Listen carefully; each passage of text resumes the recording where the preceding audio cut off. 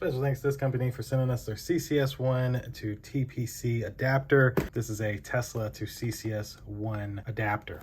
Have a little instruction guide, maximum of 250 kilowatts. And then here is our CCS adapter.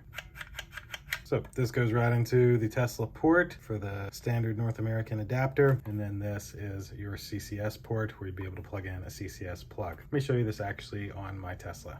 So we're at our Tesla Model 3. To use our CCS adapter, we'd need to go to any CCS enabled fast charger, at which point be able to open up our charging port, plug in our CCS adapter, and then all you have to do is plug in your CCS cable and you should start charging. One small thing to show you here, it does lock into place. In your car, make sure you go to software, and under your additional vehicle information, you will see a CCS adapter support. Now mine is not installed, so for example, my 2018 Model 3 would not work with this adapter. Any Tesla from, I believe, 2019 or 2020 or newer will have it installed, so it'll say CCS adapter support enabled, at which point you'd be able to buy this adapter, go straight to a CCS enabled charger and use it. And this will charge up to a full 250 kilowatts, which is more than most of the current CCS chargers even offer. So thanks again to this company for sending this to me to demonstrate for you. Thank you all for watching, and we'll see you in the next one. Deuces.